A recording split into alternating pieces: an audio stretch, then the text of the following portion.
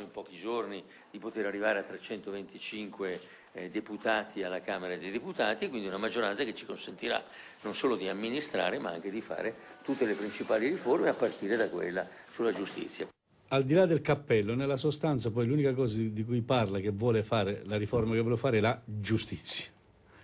E la giustizia che vuole fare lui non è una riforma per farla funzionare meglio, la giustizia, ma per sistemare meglio i propri affari.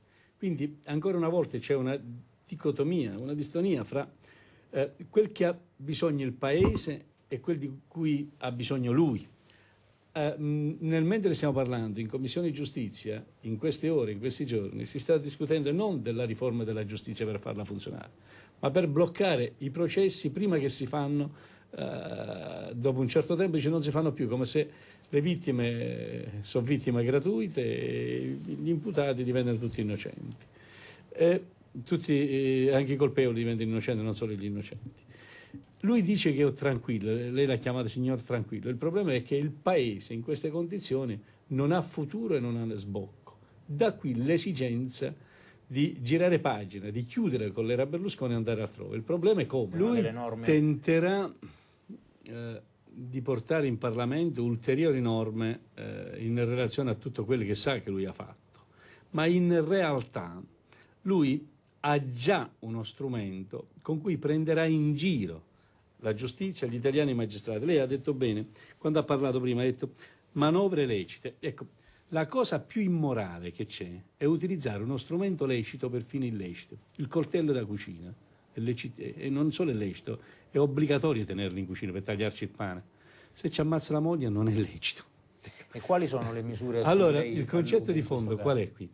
Che lui in questo momento gode di un legittimo impedimento che, seppur decurtato dalla Corte Costituzionale, la Corte Costituzionale ha preso un'interpretazione che presuppone che dall'altra parte ci sia una buona fede. Cosa ha detto? Ha detto non potete voi considerare uno solo perché fa il Presidente del Consiglio legittimamente impedito per sempre, e quindi l'ha dichiarato incostituzionale. Però poi ha detto di volta in volta bisogna valutare se quell'impedimento è davvero un impedimento. È davvero legittimo oppure un pretesto? È un pretesto, ma la Corte Costituzionale non poteva che decidere così, perché deve presupporre che dall'altra parte ci siano delle persone per bene, che se dici che c'è la febbre è perché c'è la febbre. La leale collaborazione tra le istituzioni, come si chiama, no? Il concetto di fondo è come quello che dice non venga a lavorare perché c'è la febbre, poi va a fare una corsa campestre, in realtà perché sta bene, e quindi se ne va in ferie con la fidanzata invece di stare a letto malato con la febbre. Allora Berlusconi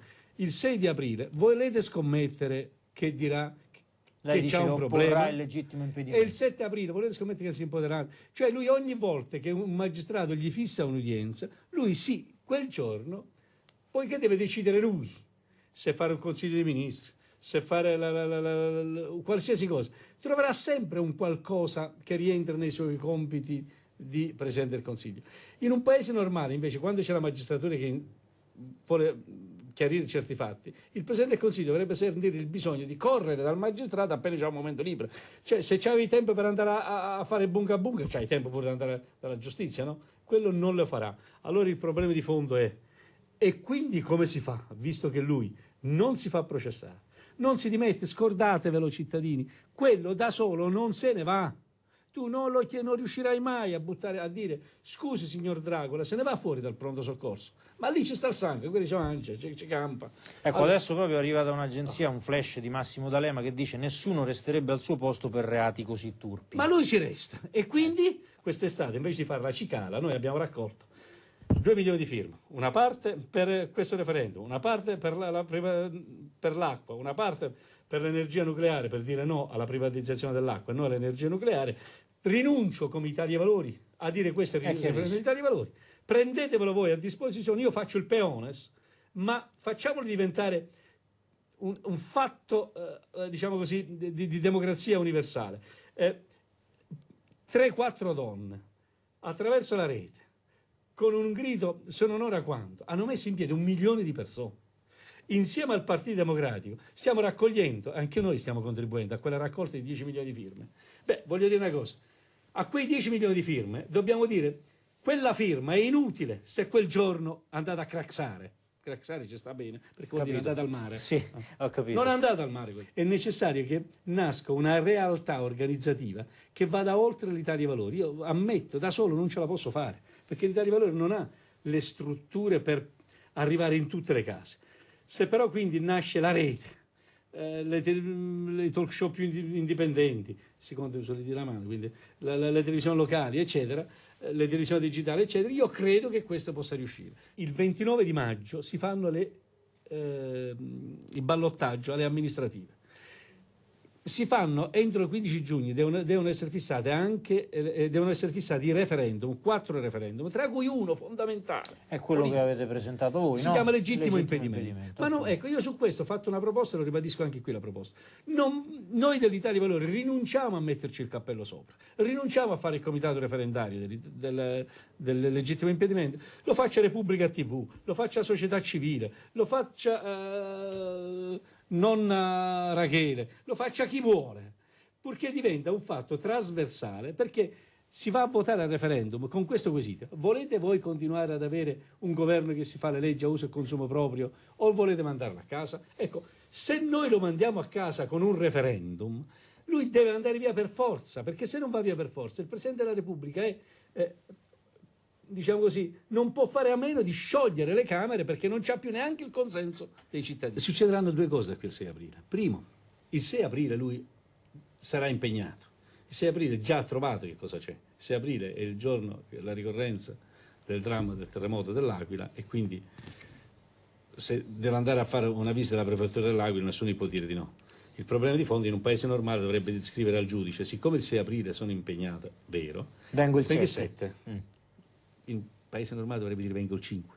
Ma nel frattempo succederà un'altra cosa, che si alzerà qualche peones in Parlamento, conflitto di attribuzione, farà una mozione per chiedere il conflitto di attribuzione. Ecco, era la domanda che volevo fare, per l'appunto. Pone il problema e si va ancora lì. Ecco, questo non sospende il processo di per sé, ma sospende la sentenza. Quel giorno che si fa il referendum, quel 40% di cittadini che non va a votare ci deve andare, perché poi non può dire sono tutti uguali. Il referendum non si tratta di appoggiare una forza politica o l'altra, si tratta di dire cambio registro. Il concetto è questo: vogliamo scommettere che Maroni, che tutti dicono che poi è bravo, farà una fregatura agli italiani? Io torno qui a chiedere scusa a Maroni. Fare l'elezione. Lei gli ha scritto pure una lettera, se non gli ho sbaglio, scritto oggi una lettera. Ecco. Gli ho scritto una lettera. E che gli ha scritto nella lettera? Gli ho scritto: caro Maroni, tenga presente che il giorno che si fa il ballottaggio già i cittadini devono andare a votare, quindi già si spendono i soldi per fare le elezioni, si rompe le scatole ai cittadini per andare a votare. C'è un articolo della Costituzione che dice che lo Stato deve fare in modo da favorire l'esercizio del diritto del voto ai cittadini. Mi vuoi spiegare perché fissi il 29 di maggio il ballottaggio e vuoi fissare la settimana successiva il referendum? Non lo possiamo fare tutto quel giorno. Se non lo vuoi fare, e spendiamo 300 milioni al vento. Se non lo fai, perché? Perché hai paura che la gente, andando a votare, raggiunge il quorum. Questo si chiama o no, articolo 640 del Codice Penale, truffa aggravata? Se stai in mezzo al mare e siamo io e lei mi continua a dire: non ce la facciamo arrivare io, non ce la facciamo arrivare. Nuota, ragazzo, perché tanto moriamo qua. Allora, tra stare qui a morire di Berlusconi d'acuta e tentare di prendere un antidoto, io ci provo.